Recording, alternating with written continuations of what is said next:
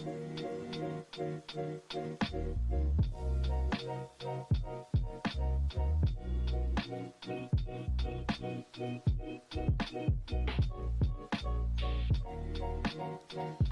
going on? What's going on, y'all? It's your boy Herc back in the building once again, and we're here with another episode of the Come On Man podcast, EP.7.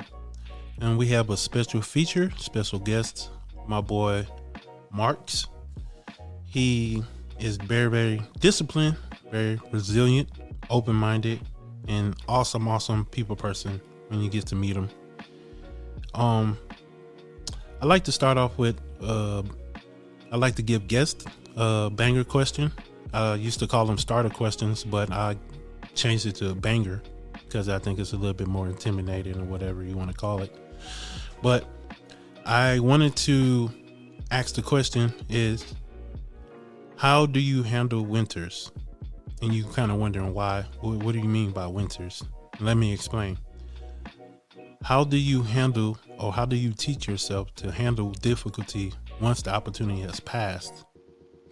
And we're going to let my boy Marks speak on that because he's dope and he's going to give you some well around knowledge.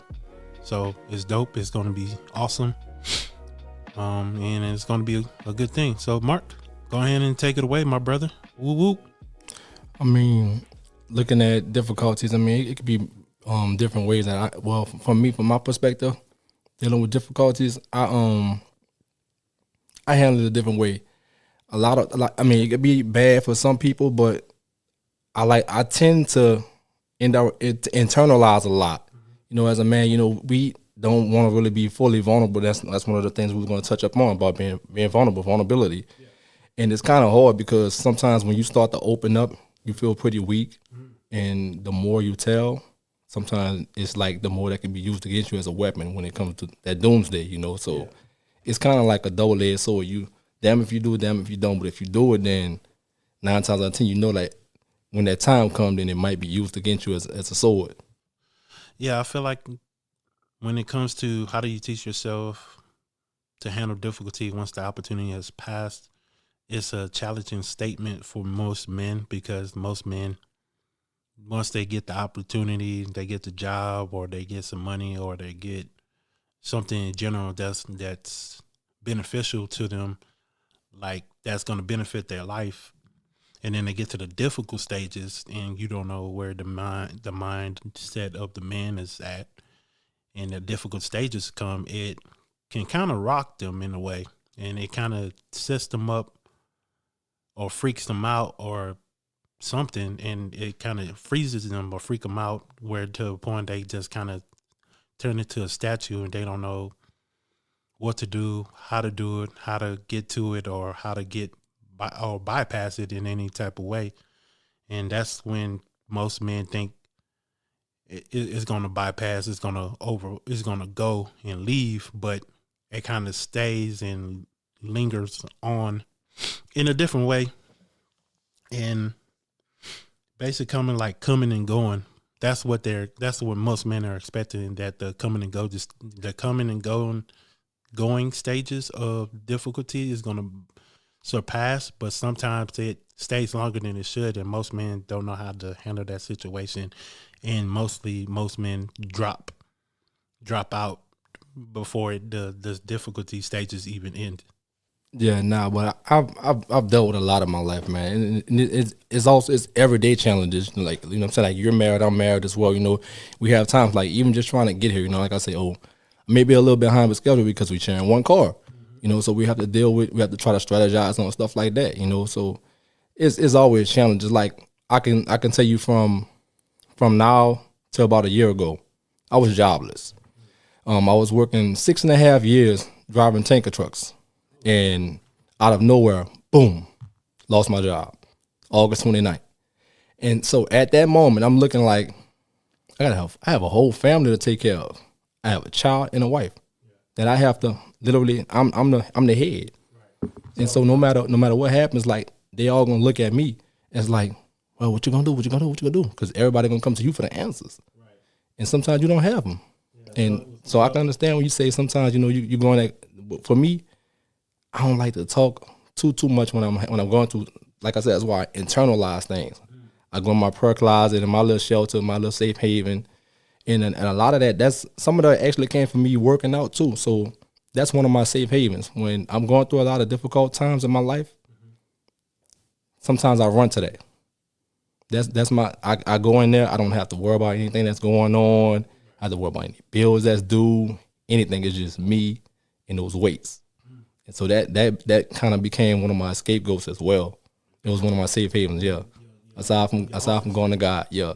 Well, I've been into sports since a kid. I want to say about 12, 13 years old. I was playing Pop One. I'm from New Orleans, Louisiana. I started playing down there.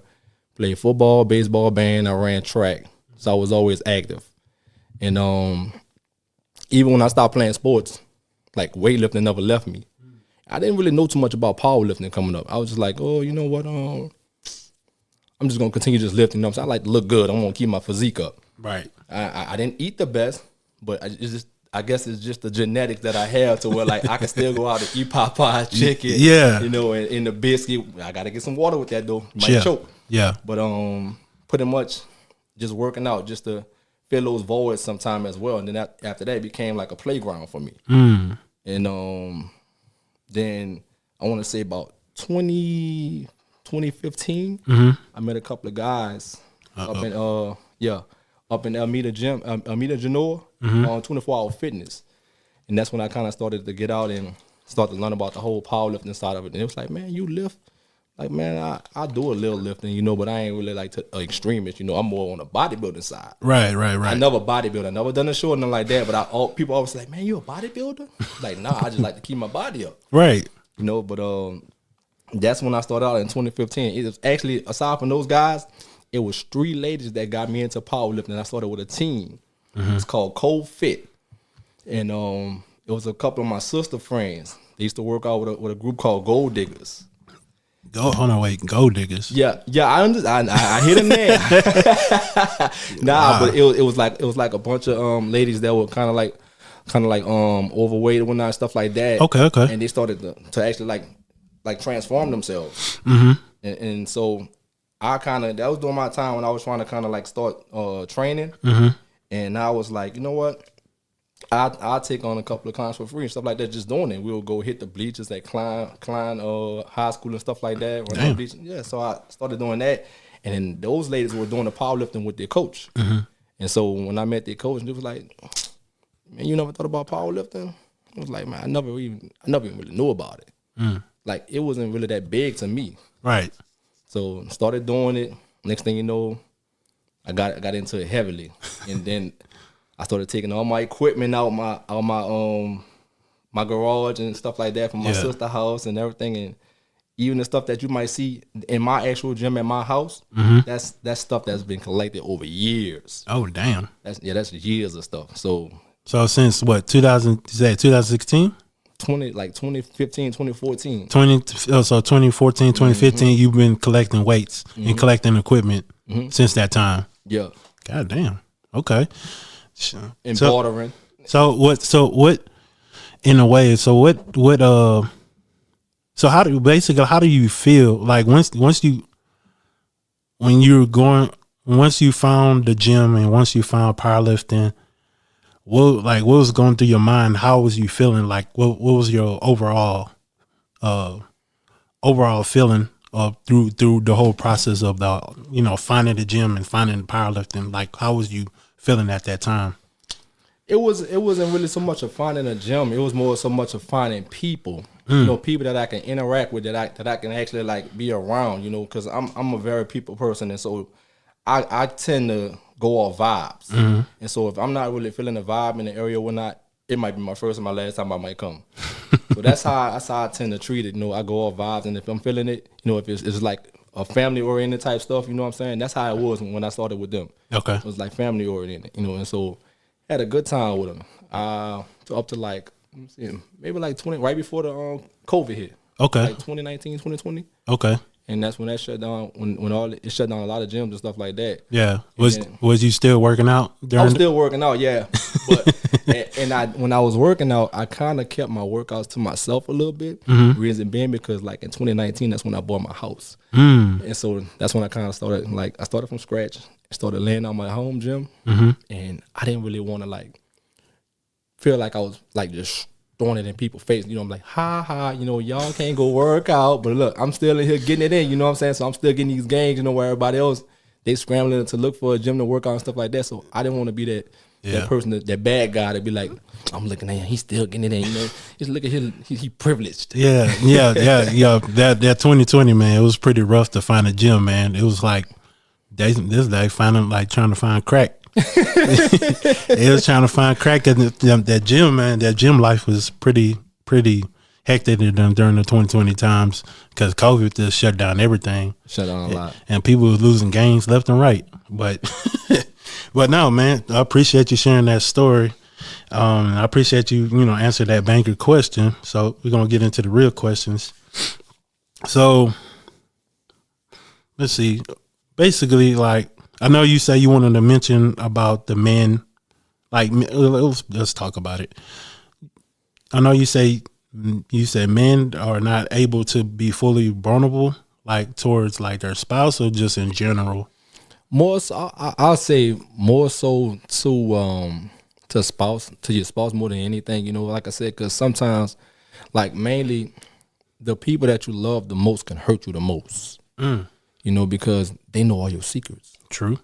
And so with those secrets, they have to handle those carefully, you know, because if you have someone that's really spiteful and that's very, very vindictive, right, then they can really harm you. You know, so sometimes, I mean, I've opened up to my wife to a certain extent, you know what I'm saying? Because I'm one that I still kind of hold on to certain things to myself, you know, so I won't fully lose myself. True. And so sometimes you have to keep some things to yourself. You know, it's not like no bad secrets or nothing like that. Just some portions you keep of yourself to yourself. Man, you sound like me. So you won't lose yourself, you know what I'm saying, entirely. Yeah. No, I'm sorry. I ain't trying to cut you off. No. Yeah, I ain't trying to cut you off. I just like you. I feel like I'm talking to myself right now because that's the stuff that I do, and I basically like the difficult stuff, like the challenging stuff that I don't want to tell my wife. I just keep it to myself because it's like if I tell her, then she like a spastic cat. I don't know. I think that's the word. Like a cat just freaking out and shit. Yeah. Very, very. I want to say. I want to say not emotional. Yeah, emotional, and then they instantly want to try to like help, like, oh, what I need to do. It's like, no, I got it. Everything's cool. So to prevent that, or to prevent her freaking out, you just kind of like, I'm just gonna keep it to myself and okay, what I need to do. Okay, I'm gonna come up with a plan. So you go to the drawing boards, you knock it out. Okay, I got the plan. All right, what I need. Okay, what else I need? And then once you get everything you need, now you start executing the plan. And then slowly but surely, everything start working in your plan that you executing.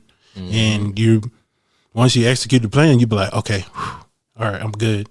But you still got more problems. But that difficult one is out the way. So the generic ones that we deal with, bills and stressors and shit like that, and marriage problems, that everybody got problems, but that's the general public stuff that we all deal with on a daily basis.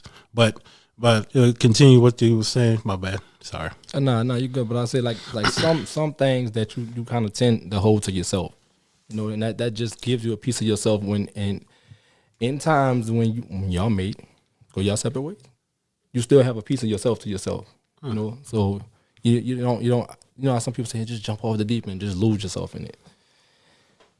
Some people that's kind of hard. Yeah, I mean that's not just that easy, you know what I'm saying. Especially like you probably in your former life you've probably been burned before, you know. So you be like, I'm gonna take my time with this, you know. But that's how it is though, man. Okay. So if you was like, you know, being a mentor and helping another man or a group of men, like, how would you resolve? How would you resolve those issues of, you know, Basically, how would you help men open up fully to be vulnerable to their spouse or whatever? The ones that are like struggling or having a difficult time being, opening up or being vulnerable. I don't know. How would you help the next man with that issue? How would I help them? Help them try to open up to their spouse or whoever they're trying to open up. Yeah, to? whoever they're trying to open up. The ones who like struggling they want to open up but they can't because they like, oh, such and such back in my past and blah blah blah, and I want to open up to my girl because she's a good woman, but I don't know how to open up. So how would you teach that next man to do that? Once I came over that hill, honestly, you have to be honest. I mean, that's gonna let you know if the person that you with is riding for you. You know what I'm saying? So tell them, let them know what's going on. Let them know how you feel. You know, that was one of the best things when I actually opened up to. I told my wife some things that I had been holding back from her. You know what I'm saying? Like personal things that like dealing with my family and stuff like that. And I would hold it close to me. So once I released it, I was like, it was like a sigh of relief. You know, you have to be honest with each other. You know, it's like I'm 7 years in with my wife, but I'm 1 year of marriage. You know, we have a 4-year-old together, but I'm 1 year of marriage. Well, I'll be 1 year in marriage when it comes to March. Okay, congratulations, future congratulations, man. Appreciate that. And I tell you this, you know, because I'm very open. It hasn't been easy. Oh yeah. You know when you're approaching that anniversary, that first year, you know, it's like the devil is riding your coattail. Oh yeah. Every day, and I just came off a 3-day fast. Oh shit. I just came off a 3-day fast, man. It was rough. What was you going through in that 3-day fast? And man, it was everything that I was fighting was trying to come back to me. You know, like little vices, like, hey, go ahead and pick that vape pen up. You know you want that vape pen. I haven't drank in a while. Okay. I haven't drank since my wedding. Damn, congratulations. Like literally, and those vices were eating at me. Ooh. Come on, just take a sip. Go get just a little bottle of wine. Like when you are in that stage of hunger, when you separating your flesh from your spirit, your flesh is weak. They always say that the flesh is weak. Oh yeah. And I was not only fighting the flesh with those temptations, but also food. Damn. You know, because it was pretty much from sun up to sundown, I was just drinking like water products, you know. And then I finally get like a meal, probably like 6:30, 7 o'clock at night. And so during those times, and before I ate, I did my scripture readings. Okay. You know, like I feed my spirit, then I go feed my soul. Okay. But man, it was raw. Like I said, everything that I was fighting was trying to come back at me. Damn. You know, it's tough. People, man, a fast is tough. Yeah. Because when you pick some of the things that you know you really struggle with to take it away, that's when you know it's a real fast. Because you up there, like you said, like a crackhead, you itching. You're like, man, I want it. I want it. But you can't have it. True. Yeah, man, it's like I said, being a real man, it ain't easy. Yeah. It ain't easy. Like I said, we deal with a lot. We deal with a lot, and being the head of the household, like you were saying, dealing with this, paying the bills, paying that, you know, getting everything together. Yeah. You know, to keep down the anxiety for your woman, especially if you know how they is. Right. That's when you keep some things away from them. Those things that to protect them. Yeah. From themselves. But they don't see it as protection. It's protection for you and them because it become a headache for you. I got this. Chill. I got this. Chill. Yeah. I'm gonna make a way. Yeah, and you always when you make a way, you always come through. You always come through for sure. Yeah. So I always check with people. Is everything good? Yeah. I'm gonna see. Yeah, testing 1, 2, 3. Okay. Yeah. I forgot to tell you. You know, get on the podcast. People get freaked out hearing their voice and like, oh, what's that? You know. Nah, I come from music, man. So this is normal to me. Oh, damn. I used to make beats and everything, Fruity Loops, Reason, and all that stuff. So this ain't nothing. DJ Mark.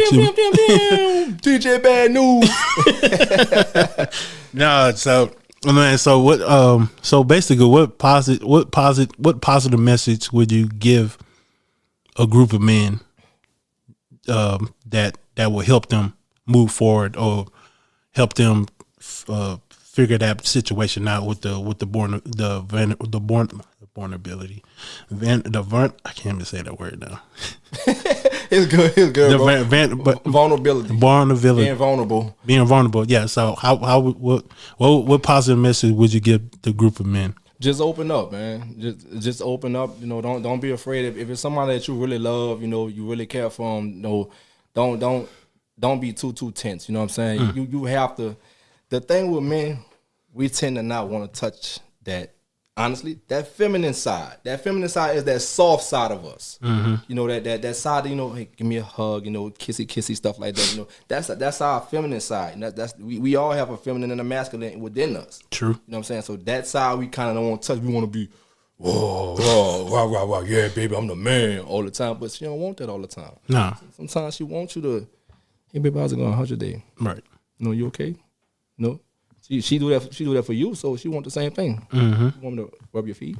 Rub your back, massage, stuff like that. And I'm telling you stuff like that because that's things that I need to start back doing.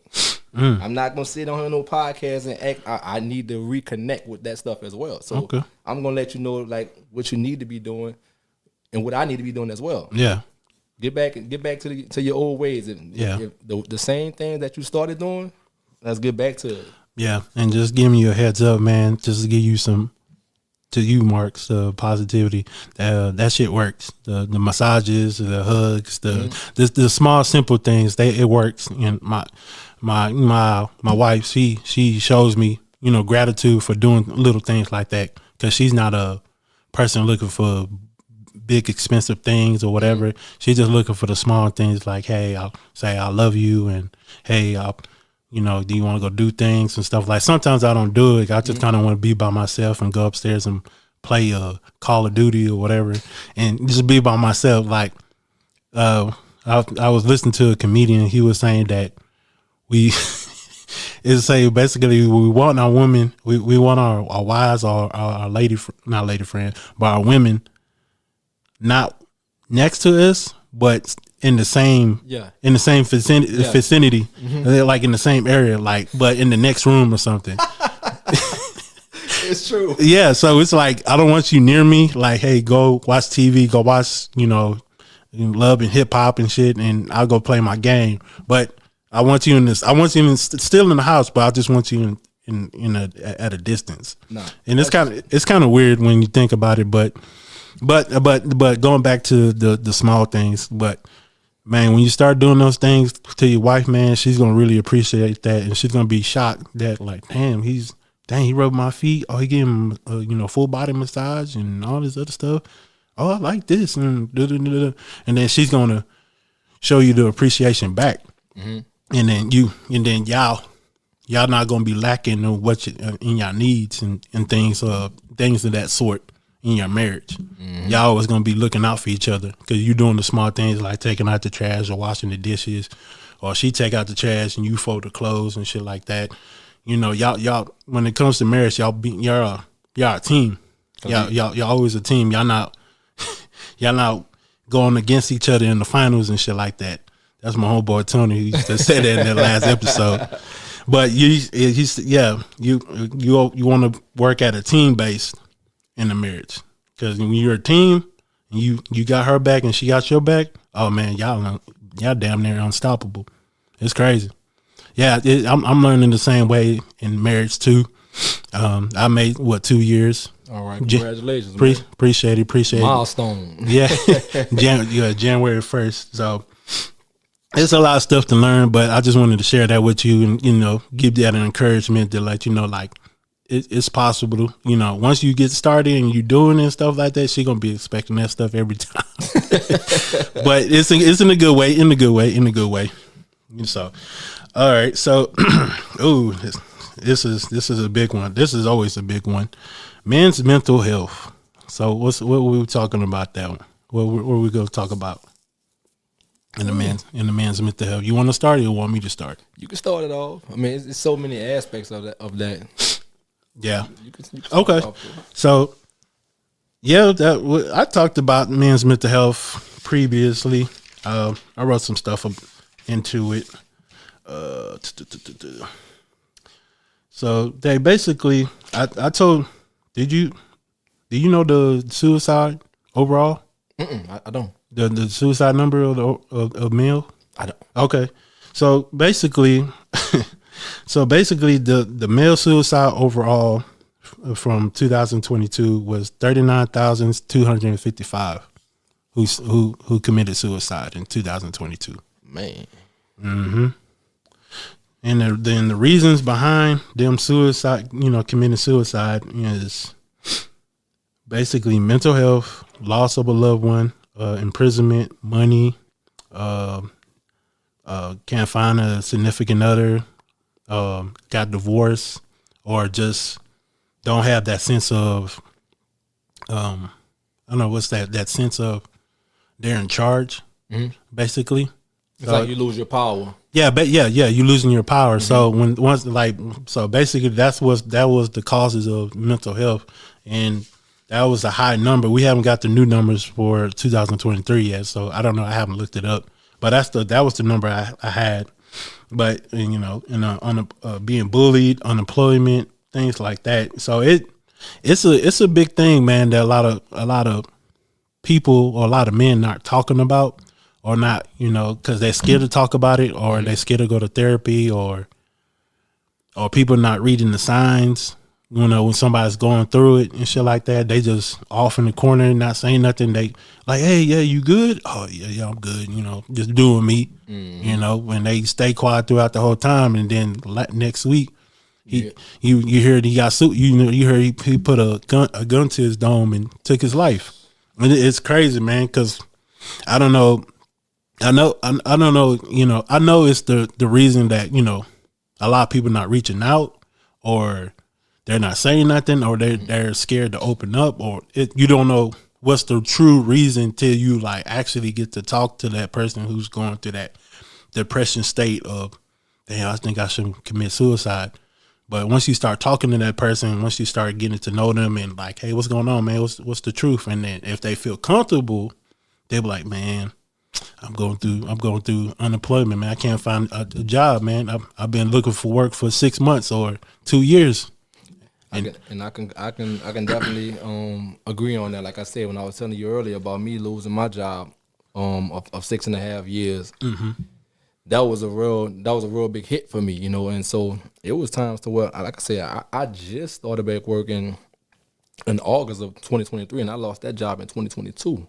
Mind, that's how I tell you that. You know what I'm saying? That God is good. I had to pull some funds. But at the same time, I'm thankful that I was smart enough with money to have those funds available. So I'm applying too. I'm applying this job, that job. I'm like, nothing coming through. But at the same time, I'm still collecting my funds and stuff like that, and doing and grinding and hustling and stuff like that with my, like with my apparel and stuff like that. I'm still trying to get it in. Right. But at a certain point, it's like, man, it's not adding up. Right. And the wife looking at me. The baby don't know nothing. But wife looking at me, and I'm like, man, I can't let them down. Like, and then that's when it really gets hectic. You're like, I can't let them down. That's a lot. Like the weight of the world is on your shoulders. Yeah, that's a lot on the line. You be the bearer. Yeah, that's a lot on the line right there, because you at a tiny bit, at like a split second, you don't know what to do. You don't know what to do. You like, damn, I got my wife, I got my kids, I got this damn dog and shit like that. And I don't have unemployment. I mean, I'm unemployed, but it's not enough money to pay the bills and shit like that. But in a way, you figure out how to get through it. You figure out how to find a way. I don't know. It's a weird way. Like when things are going bad and you feel like it's impossible to get to the other side, and you get to the other side and you look back, you be like, damn, how the fuck did I get on this? How did I get over here? And I was just like, I had $2 in my account. Yep. It's at your last level, and that's how it was with me though, man. That's God right there. I started I put it much into the field that I've never been into before. I came from trucking, and then out of the blue, I've always been pretty good with kids, and so got a job working as a school teacher, as a special education teacher, working with kids with behavior issues. Okay. Or not, and took that on, and pretty much thing. It's been up. So right now, you're gonna always have your stresses. So now, even with having a degree, I still have to get my teaching certification and whatnot. So it's just it's good stresses right now. Okay, good stresses, but okay. But that's what happened to me. And so I'm in a whole different league. I go from truck driving to teaching. How's teaching for you? The transition? Yeah, the transition. In the beginning, it was rough. I go from sitting in a seat to dealing with a whole bunch of kids. And then not only that, but I go from I had a couple kids to literally taking over a class of my own with pretty much no experience, but just being able to build those relationships with those kids. That's one of the biggest things with teaching, dealing with kids, anything, you have to build those relationships with them, because one thing about kids, you can't bullshit them. Nah. They can see through your bullshit. They can see straight through you, and they will let you know. These kids, I tell you, these kids these days, this generation is different. Yeah, they build different. They build different. Yeah, they build totally different, and that's because of technology. Yeah. So they up the speed a lot faster than a lot of us was, So, but is your relationship good with the kids at the school? Oh yeah, they love me because they can't get over on me. I deal with kids ranging from pre-K on up to 5th grade. Damn. My class consists of second on up to 5th graders. It's like 9 kids, whatnot. Oh, it's a mixture, 2nd, 3rd, 4th, 5th graders or whatnot. Damn. It's pretty much like an in-school alternative school. Okay, that's what's up, man. Congratulations, man. That big transition from truck driving to teaching, and I know that's like a scary feeling. Like it's just gonna do something for me, but it's doing some big things for you. Yeah, and even I told my mentor that the pay cut is tremendous. Oh wow, it is, but at the same time, not only that, but the glory of it is my son get to go to school with me too. Oh. So he goes to school with me. I bring him to school every morning. I know he like that. The same school, yeah. So that's one of the perks of it as well. That's what's up. So I know we still talk about mental health and stuff, but I know that was one of the things. What is your insight about mental health? Like what things you're seeing or what things you're hearing about mental health? I mean, it's serious, man. I mean, that's what I said. Like even with dealing with the school, like it's like some of the things that I deal with, some of the kids that I deal with, is special education. That's dealing with mental health. I have family members that has dealt with mental health and stuff like that. So it's a big deal. And back in the day, we didn't really take it too serious. Like, oh, yeah, he crazy, isn't it? But when you start doing your research on stuff like that, you starting to see that, hey, well, this person might be this and this person might be that. They might be going through bipolar, schizophrenia, this and that. And so when you meet them, certain times you're not gonna get the same person. And so some people, it's kind of hard to build those relationships with them because you don't know who you're gonna get. But if you love them, then you have to know, hey, this is what I'm gonna deal with. He or she, this kid might be this way one day, and it might be this way another day. But just know that they didn't ask to be like this. They were born like this, So it's tough, but you have it's something that you really have to approach that is real. Right. Some people try to be like, oh, you ain't sick. This ain't nothing going on with you. You ain't nothing wrong with you. Look, mental health mental illnesses are real. Yeah, is really real, and you have to own up to that. A lot of us may have deal with stuff that we don't even know. Yeah. If today or tomorrow, if any one of us will probably go get tested for autism in our adult age. I mean, in our adult age. Yeah. We may have autism. COPD, this and that, all that stuff, we fidgeting and stuff like that. That's autism. So people just don't know that mental health is real. Yeah, man. I think they kind of turn the other cheek when we shout out we got not mental problems, but we got mental health issues, and they just kind of like, oh, that ain't my problem, I'm good, and they walk the other way. And I was watching a video of a dude doing an experiment, and he had like a poster, like one side was money, and then the other side was like, hey, I got mental health, I need a hug. So he had that side up first with like, I have mental health, I need a hug. And thousands of people just passing him. They looking, they're like, oh, whatever. And they give, shooing him away or whatever. Mm-hmm. And then the minute he flipped it to the money, hey, you can take how much money you want. And people just, thousands of people just coming, oh, let me get this, let me get that $5, let me get this 10, let me get that 20. And then he was like, man, what the fuck? He said, I need so y'all, it's crazy, man. It's crazy when you see that experiment. You like he just needed a hug. That's all he was looking for, and nobody gave him a hug. But the minute he flipped it to money, oh, let me get that. They like I said, they merged him like crackheads and shit. They was just like, let me get that, and then they doze off and they all smiling, taking pictures, selfie, and it's like, damn, this is a fucked up world. This is literally a fucked up world, man. It's like this dude going through. You don't even. I know it's an experiment. He's not going through nothing, but if he really was going through something, and y'all just smiling, taking the money and shit like that, like, bro, like this word is jacked up, and we need to fix it, man, for real. So again, what positivity or what advice would you give the man in the group of men, or a man, or the man that's listening to this podcast? What advice would you give them to handle the stressors of mental health? Any man right now going through something. I mean, everybody. I don't think anybody could say, oh, I'm 100% stress free. No, you're not.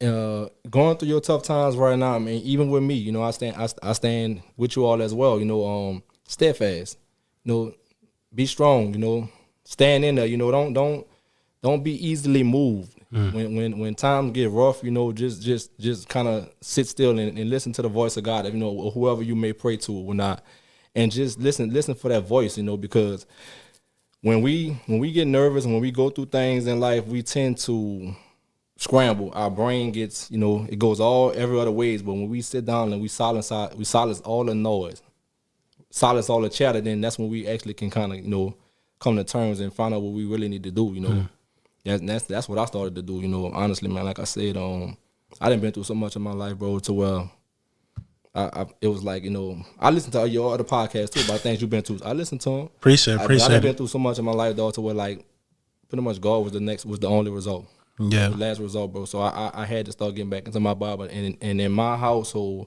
it's for the men as well, I wanted to be the leader.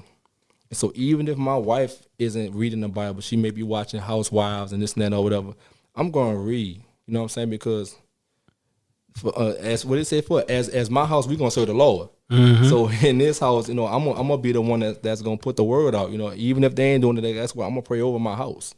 Amen. And tell them, look, hey, you can't stay here, devil. Amen, my brother. You can't stay here, man. Yeah, and you stay prayed. You stay prayed up. You have to stay prayed up.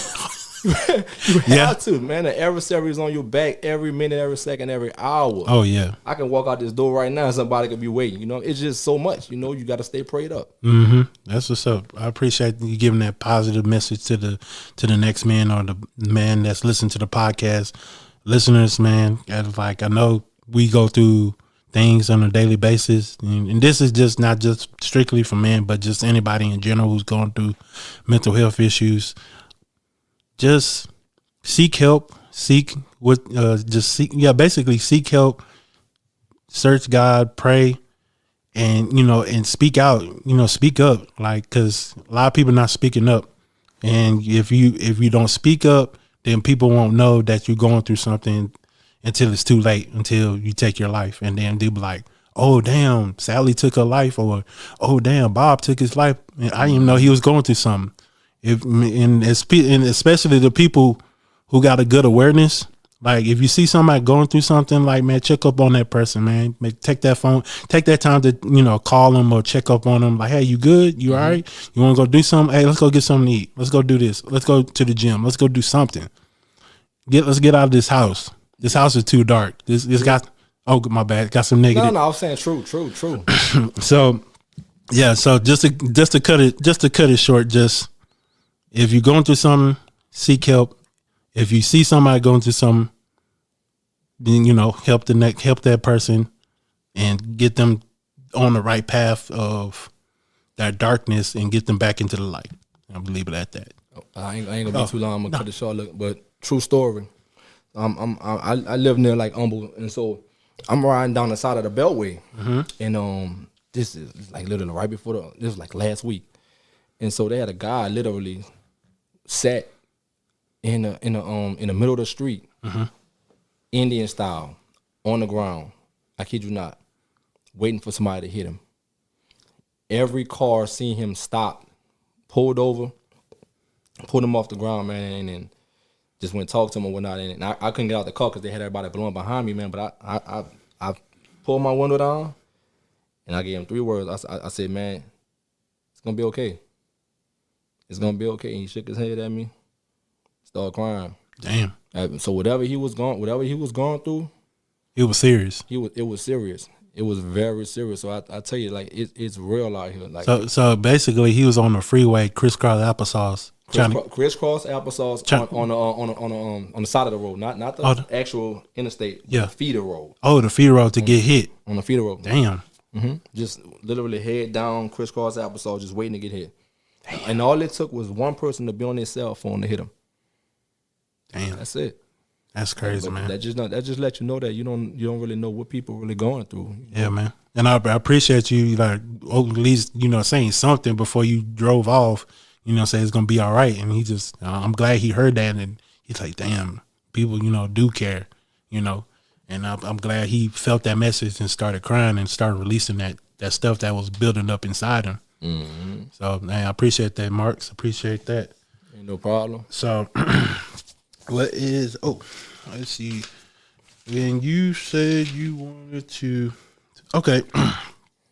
So the next thing you wanted to talk about was the stressors that men deal with, being a honorable man. What do you mean by? We really in depth kind of really touched up on it. Okay. Within the I'm about to say the sermon.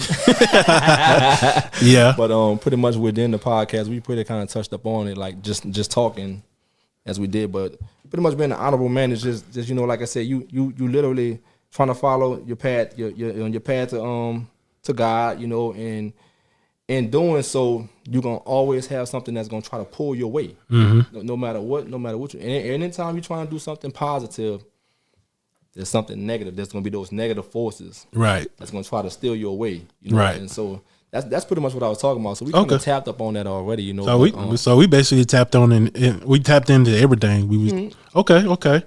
So shit, man. I ain't really was paying attention because the conversation was really good, man. And we on it like 42 minutes. We kept it flowing though. That's how you do it, And when it's organic, then it just flows. You know what I'm saying? It ain't nothing just made up. You ain't like yeah. Like, I don't think we had like one pause. We were just like no, because I got my book right here, but I kind of just use it as a reference, basically, and stuff like that. So, all right. So, what about fatherhood? How's fatherhood for you? With your son, man. And if you honestly like, that's my dog. And if you follow me online, like literally, that's like my Robin. Like, literally, that's my sidekick. I'm in a gym, even sometimes when I'm going out to the other gyms like Castle Barbell and stuff like that, and he'll take his tablet with him. He'll come with me to work out, and we at home. He do not want to leave out the gym. I tell you, bro, like I literally have to force him to go to sleep at night. Damn. Like, what time is it? It's 9:10. Yeah. By the way, I'm in the boonies. I drove an hour away to come see my boy, man. But it's all love though. But 9 times out of 10, he's probably up waiting on me to get home. Damn. Yeah, he dedicated, man. He dedicated. Yeah, man. But I love it, man. Like I said, it's a new adventure for me. This is my first kid. You know what I'm saying? This is our first kid. Okay. And there's been some challenges, but overall, I don't take none away from it. I'm enjoying every milestone of his life. Point 1, 2, 3, 4. When he turned 5, because it's those different transitions in their life that you see. And I'm loving it, man. Like I said, I embrace fatherhood to the fullest. That's what's up, man. Yeah, I do the same thing for fatherhood. Like I got one son. He turned 8 in December 26th, right after Christmas. But at the beginning, it was a struggle. It was, especially when he was a newborn. That dude was pretty feisty. He's a feisty baby, man. You put him to sleep, he wake up, he like, "What's up? What we doing?" I'm like, "You gotta go to sleep, man." But throughout the years of me experiencing him as he's growing, and now that he's 8, it's like, man, he's grown up too damn fast. And I kind of understand, but I hate it at the same time because I'm a parent or we're fathers and stuff, and it's like, I don't want him to grow that fast. I want you to, hey, chill out. Slowly, that hand is slowly withering away from you. Hey, look, let me tell you, I experienced it. Okay, he only 4. You tell me, he said, "Daddy, I want to walk by myself." Oh, Daddy, I'm going to class by myself. Bye. Like, man, you don't want me to hold your hand no more. I mean, I think I kind of felt bad. My feelings was hurt. My feelings was hurt. Like, yeah, man. Hold your hand. Yeah, man. It's just because they're not a baby no more. They about to become a young boy, then a young teen, then an adult. Declaring his independency. Yeah, that's a good thing. That's a good thing. We hate it as fathers, but we understand. Like, okay, this is his journey now to climb up to be a man. Yeah, and I'm glad we're fortunate to be in our child's lives to teach him the way. How to be a great man while we're, before we leave this earth and stuff. We want to give him all the traits, all the lessons, all the learning that the stuff we did, we learned along our way. Yeah. We wanted to pass it to him before, we're done with our mission on this earth. So it's man, it's a wonderful feeling, man. And I'm glad to be in the dad. I'm promoting and stuff. I have like dad gang hats and stuff like that. So it's pretty dope, man. It's pretty dope.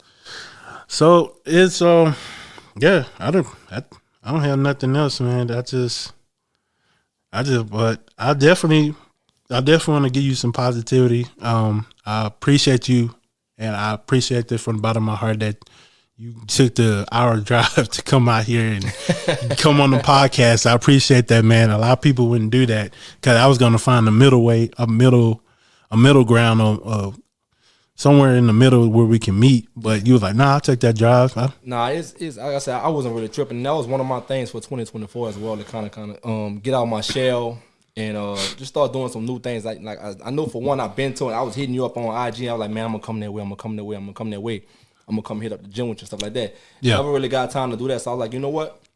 I'm going to take this opportunity to go meet her actually in person. You know what I'm saying? Aside from just talking to him on IG, you know what I'm saying? Hitting him up in the inbox and stuff like that. So right. I'm going to go take that drive. So that's what I did. Yeah, man. And I'm a man of my word. You know what I'm saying? Even though I told you I was having some car difficulties earlier, I still made it happen. Yeah, man. Appreciate that. And I like I said, from the bottom of my heart, I appreciate you. And I appreciate you being a guest, sharing your stories, sharing your struggles and your upbringings and you being an overcomer and stuff like that.